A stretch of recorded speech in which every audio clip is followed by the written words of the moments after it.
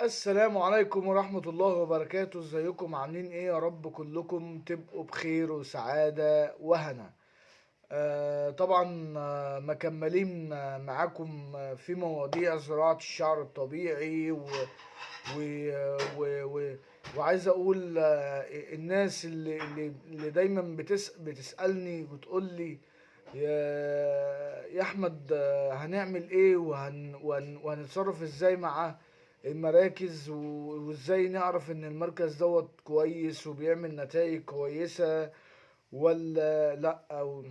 طبعا انا ما اقدرش اقول ان انا اضمن مراكز. تمام. يعني انا ما اقدرش اطلع دلوقتي اقول المركز الفلاني بيعمل نتائج كويسة. انا ما اقدرش اقول كده. تمام. لاني انا ما اعرفش.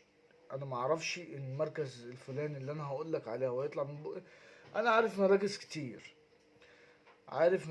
كتير بس ما اقدرش اقول لك المركز دوت بناء ان هو عمل نتيجة او اتنين كويسة يبقى المركز ده مضمون بالنسبة لي. لا، انا ما اقدرش اعمل كده. تمام. لكن انا اقدر اقول لك ان انت لازم تروح لحد انت واثق فيه، وشفت عنده كذا كذا نتيجة. شفت عنده كذا نتيجة كويسة. مش مجرد اعلانات او مثلا يجيب لك احسن صور لاحسن نتائج والكلام ده. لا، انا دلوقتي عشان اتعامل مع مركز معين او عشان اعمل عملية في مركز معين، لازم طبعا بصوا موضوع الزراعة ده يعني زي ما احنا قلنا موال كبير قوي قوي قوي واكبر. بص، عامل زي البحر. بس طبعا لما انا اروح لحد مضمون هيبقى احسن بكتير لما اروح لحد ما مش زي ما قلت قبل كده. ما تمشوش مع اسم كبير في السوق او اسم ناضج في السوق او الكلام ده كله. لا، انا اهم حاجة عندي النتائج. وان انا اخد نتيجة كويسة ونتيجة اتشرف بيها ونتيجة تكون مضمونة طول العمر. مش مجرد سنة ولا اتنين وخلاص. لا، نتيجة مضمونة طول العمر. ده اللي انا اقدر اروح له. نتيجة تكون كويسة وما تجرحليش المنطقة المنحة. تمام. بالنسبة بقى للناس اللي بتخاف من العملية، طبعا انا اتكلمت في فيديو قبل كده عليهم وبتكلم تاني. العملية يا جماعة ما بقتش بتخوف، مش زي زمان. زمان كنت ده يعني انا شخصيا قبل ما اخد تجربة او ان انا خلاص قررت ان انا اعمل زراعة او ان انا اعالج شعري. طبعا خفت. ناس كتير بتقول لي ده الحقن بتوجع، الحقن اللي هي بتاعت التخدير بتوجع بتوجع ومش عارف ايه وخلي بالك ومش خلي بالك. طبعا انا كنت واخد القرار وقلت مش ههتم بوجع شكشكة ولا اتنين. لقيت الموضوع اول ما دخلت غرفة العمليات طبعا لقيت الموضوع سهل جدا. واصدقائي طبعا اللي هم اشتغلوا معايا في العملية ومعايا لغاية دلوقتي هم طمنوني وقالوا لي ما تقلقش من اي حاجة. الموضوع سهل وبسيط، ما فيهوش اي حاجة، ومسافة ما تاخد حقن البنج هتلاقي الموضوع معاك كويس، والموضوع معاك مش بيخوف ولا حاجة. وفعلا دخلت غرفة العمليات وخدت الحقن، وفعلا ما حسيتش بأي حاجة بعد الحقن. طبعا انا ما اقدرش اقول لك او اجزم لك ان الحقن ما بتوجعش. كان زمان بتوجع شوية لكن دلوقتي قلت خالص في وجعها، زي شكشكة ابرة كده بسيطة. كأنك بتاخد دم من دراعك او بتعمل تحليل دم بالظبط دلوقتي. تمام. وبقى في بدايل كتير قوي للشكشكة والحاجة اللي انت خايف منها دي. ما تخافش خالص. انت هتبقى يعني انا واحد من الناس وانا شغال كنت قاعد بلعب بابجي ايام بابجي لما كانت ليها صيت وكانت مشهورة يعني. تمام. فانا عايزك تطمن ومش عايزك تخاف من اي حاجة. الموضوع سهل جدا. واحنا اللي بيكلمني يا جماعة ويقول لي انا عايز اعمل العملية، تنصحني بايه او هتوديني فين او هتوجهني فين، انا والله العظيم ما بتأخر عن حد خالص. رغم ان في ناس بتبقى متفقة معايا، يعني في ناس تيجي تقول لي يا احمد ده انا عايز اعمل عملية وخلاص وهحجز والكلام ده كله، ويحجز بالفعلا من غير ما اخد منه اي مصاريف حجز او اي مصاريف حاجة، ويرجع احجز له وخلاص اتفق مع الاطباء زمايلي ان احنا خلاص هنشتغل مع الحالة دي، ويرجع ما يجيش اليوم. واليوم طبعا بيتشال على كل دكتور فينا مبلغ معين زي ما انتوا عارفين يا جماعة. ارجو ان محدش اديله ميعاد وما يروحش، او ما او يأجل ميعاد يروح لحد تاني او الكلام ده. حضرتك اتأكد من الحالة اللي قدامك، وتأكد ان انت خلاص عايز تحجز وعايز ان انت تعمل العملية. وانا قلت قبل كده في مراكز في مصر، في تيم كويس في مصر انا شغال معاه، وفي تيم في تركيا، في دكتور في تركيا كويس جدا. اللي عايز يسافر طبعا هيبقى هيسافر وكل حاجة، وهيعمل عملية مع الدكتور اللي انا هقول له عليه في تركيا يعني. ما بقولش اسامي ليه؟ عشان انا مش بحب اعمل دعاية، ما بحبش اعمل دعاية لحد طبعا او اي مراكز في مصر داخل مصر. انا ما بحبش اعمل دعاية، لان في ناس تقول لك انا بعمل العملية ب6,500. يعني انا واحد من الناس اتعرض عليا ان انا اعمل دعاية لناس كتير لمراكز كتير، تمام؟ بس انا ما بحبش الكلام ده وهاخد مقابل. يعني مش هعمل اعلان او اعمل دعاية ومن غير مقابل، لا كنت هاخد مقابل، او هاخد مقابل كويس جدا.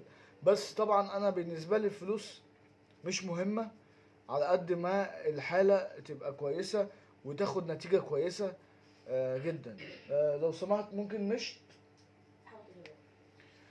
عايز بس اوريكم حاجة كده. انا لسه حالق طبعا اول امبارح، وعايز اوريكم حاجة بسيطة جدا. المنطقة المنحة طبعا انا مش عارف يعني هحاول الف كده. دي المنطقة المنحة يا جماعة. المنطقة المنحة ديت اهم حاجة في الدنيا، دي اللي بناخد منها الشعر.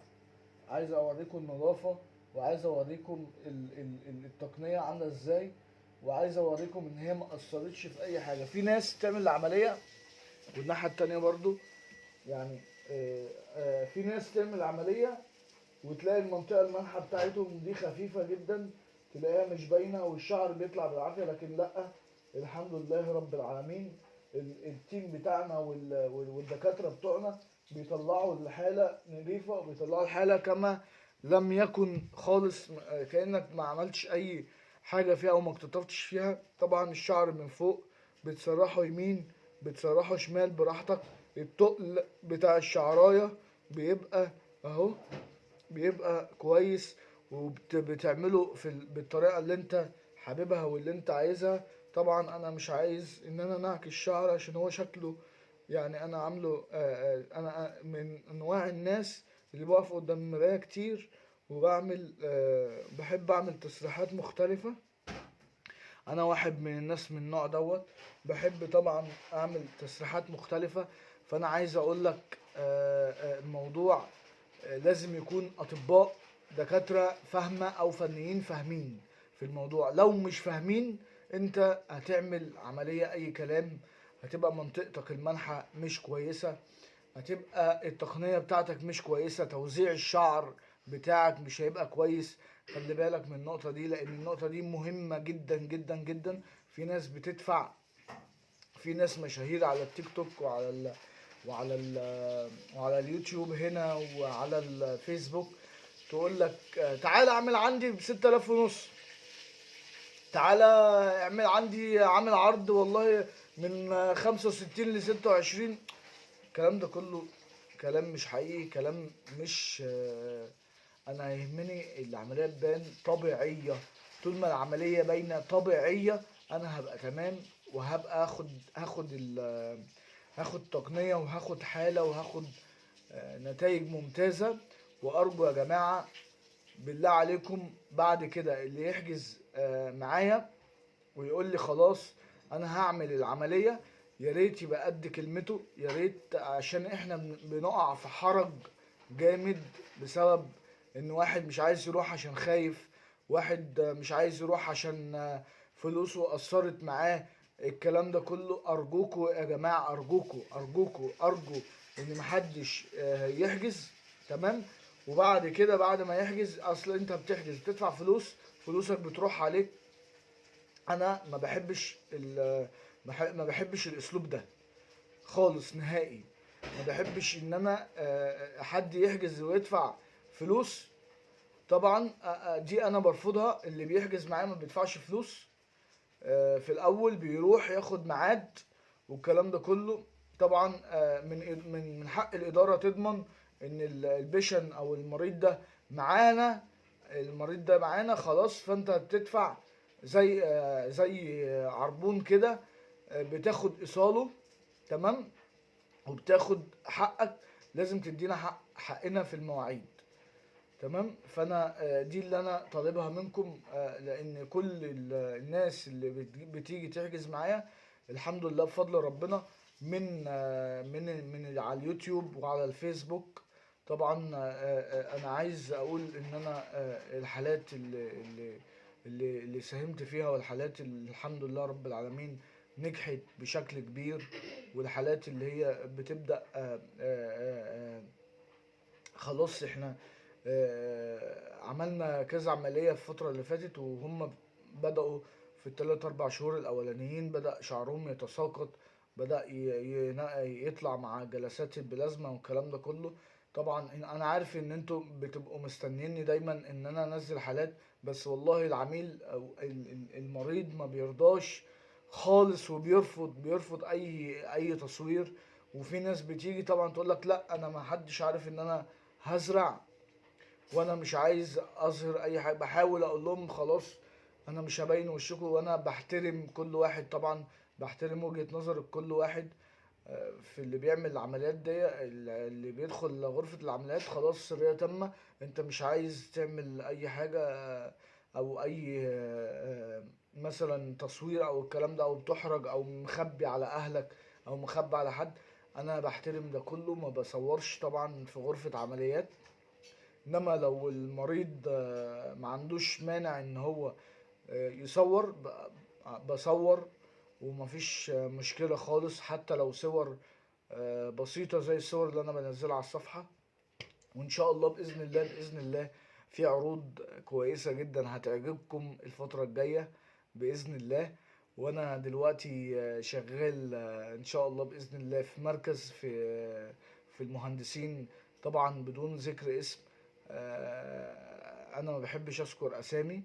اللي هيحجز معايا هيعرف كويس ان احنا والتيم في المركز حاليا وفي مستشفى خاص. طبعا على حسب ما الظروف بتجيلنا كويسة او صعبة او بسيطة، بنتصرف ان شاء الله باذن الله. واللي عايز هيعمل العملية ان شاء الله باذن الله انا تحت امره، وهحجز له وهقف معاه وهبقى معاه، وهجيب له نتيجة زي اللي حضراتكم شايفينها دي. وانت لو اول مرة تشوفني او حد اول مرة يشوفني، يعمل لي اشتراك في القناة عشان وفعل زر الجرس عشان يوصلك كل جديد. وخلي بالكم انا بحارب نصابين الميديا. انا عشان كده مشاهداتي قليله، هم عمالين يعملوا عندي بلاغات والكلام ده على الفيسبوك. وانا دايما بحارب الناس اللي بتضحك على الشباب وتقول لهم حطوا مينوكسيديل ومش عارف ايه، وحط زيت جرجير على بقر، زيت بقر على شخاخ بقر. يعني مش عايز يعني ادخل في تفاصيل، بس ما تتابعوش الناس دي يا جماعه. الناس دي كلها نصابه وبتعمل دعايه وبتاخد فلوس حقها. واحنا ما بنقبلش اي قرش حرام الحمد لله رب العالمين. ما بقبلش اي حاجة تكون فيها اي شبهات. نتقابل في حلقة جديدة، وارجو الاشتراك في القناة عشان يوصلك كل جديد. السلام عليكم.